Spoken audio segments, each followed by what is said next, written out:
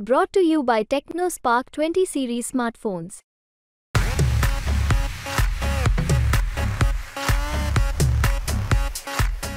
धाराशिव लोकसभा 2024चा निवडणुकीला रंगत आली आहे। महायुतीकडून अर्चना राणा जगजितसिंह पाटील या उमेदवार आहेत, तर त्यांचे पारंपरिक विरोधक हे महाविकास आघाडीकडून चालू खासदार ओमराजे निंबाळकर हे प्रतिद्वंद्वी आहेत। 30 तारखेला महायुतीचे उमेदवार अर्चना पाटील यांच्या प्रचारार्थ देशाचे पंतप्रधान नरेंद्र मोदी हे धाराशिव येथे येत आहेत। आपण येवले चहा या सुप्रसिद्ध हॉटेलमध्ये आहेत। मोदींचं व चहाचं नातं हे वेगळं आहे।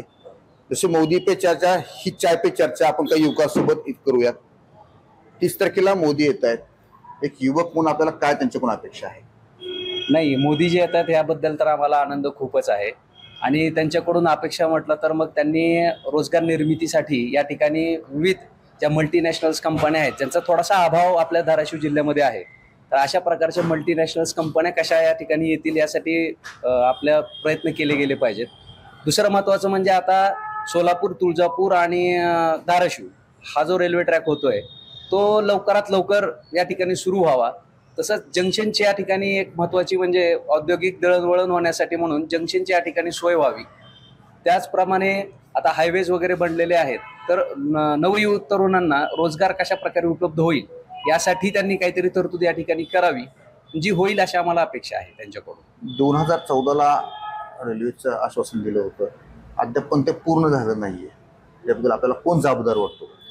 या ठिकाणी आता खासदार आम्हाला जबाबदार वाटतात त्यासाठी। त्याचं कारण असं आहे, ते महायुतीचेच घटक होते मागच्या वेळेस नाही, परंतु महायुतीने त्यांच्याकडे महायुतीचा उमेदवार म्हणूनच त्या ठिकाणी मतदान केलं होतं। परंतु दुर्दैव असं आहे की थोडे दिवसानंतर त्यांच्या आणि महायुतीची फारकत झाली, त्यामुळे जो प्रगतीचा आलेख उंचावायला पाहिजे होता धाराशिवचा तो काही उंचावला नाही।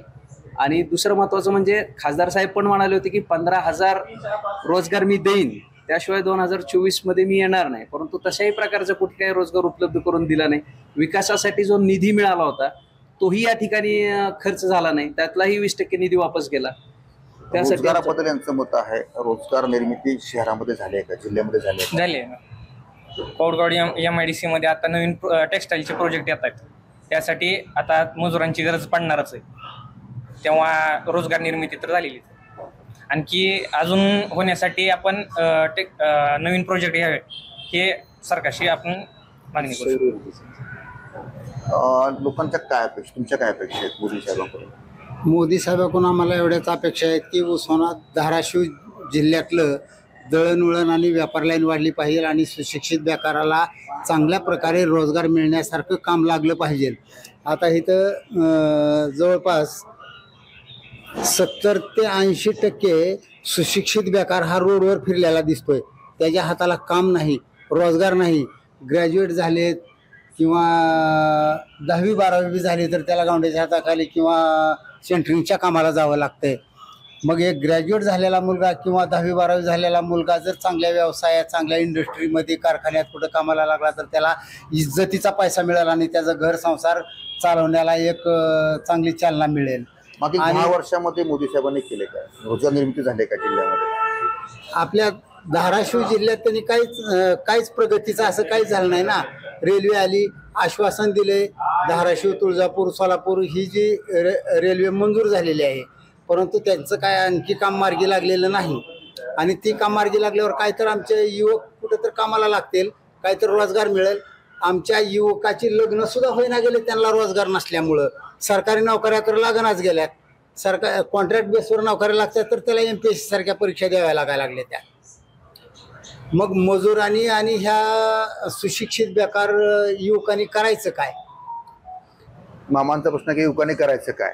आपण हे एक युवक आहेत, आपण जिल्ह्यामध्ये करताय। मी खरं तर स्वतः एक इंजिनिअरिंगचा स्टुडंट आहे।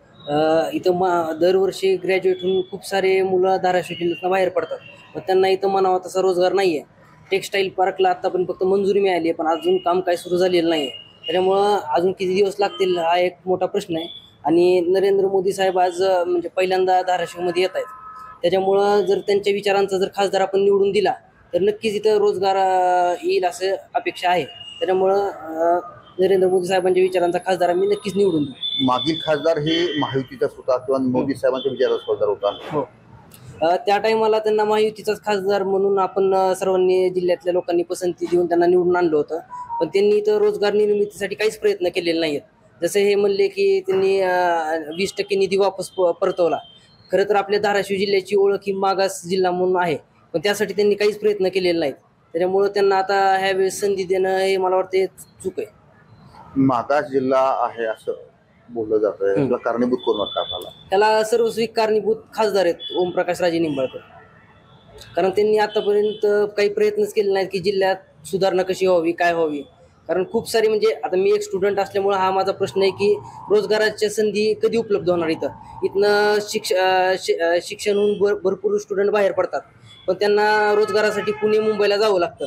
ते जर इथं रोजगार निर्मिती झाली तर आपल्या जिल्ह्याचा नक्कीच विकास होईल. हो, विकास का झाला नाही? विकास कारण त्यांनी लोकसभेत प्रश्नच आपले काय रोजगार असतील किंवा जिल्ह्यात कसं पुढे जाईल याच्यावर काही प्रश्नच मांडले नाहीत.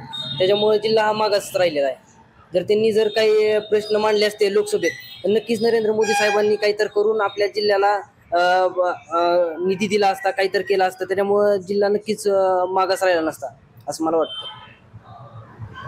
मागचे महायुतीचेच खासदार होते, पक्षफुटीनंतर ते दुसऱ्या विरोधी पक्षात गेले. त्या पक्षफुटीला आपण कसं पाहताय?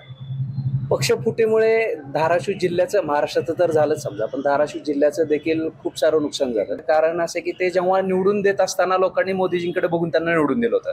लोकांची अपेक्षा होती की मोदीजींनी ज्या प्रकारे देशाचा विकास केलाय तशाच प्रकारचा विकास धाराशिव जिल्ह्यामध्ये पण होईल. पण तो पक्षफुटीमुळे किंवा ह्या युतीच्या फुटीमुळे धाराशिव जिल्ह्यांचे नवतरुण असतील किंवा बाकीच्या रोजगारांचे ज्यांनी वाट पाहत आहेत त्यांचा अपेक्षाभंग पूर्णपणे झाला. त्याच्यामुळे अतोनात त्याचं प्रकारचं नुकसान झालेलं आहे संपूर्ण जिल्ह्याचं. जिल्ह्याचे चालू खासदार ओमप्रकाश निंबाळकर हे महायुतीचेच घटक होते, परंतु महाराष्ट्रात झालेल्या ऐतिहासिक फुटीनंतर ते विरोधात गेल्यामुळे जिल्ह्याचं नुकसान झालं असे युवकाचं म्हणणं आहे. महाविकास आघाडीचे खासदार ओमप्रकाश निंबाळकर यांनी विकासासाठी काही केलं नाही असे युवकांचं म्हणणं आहे.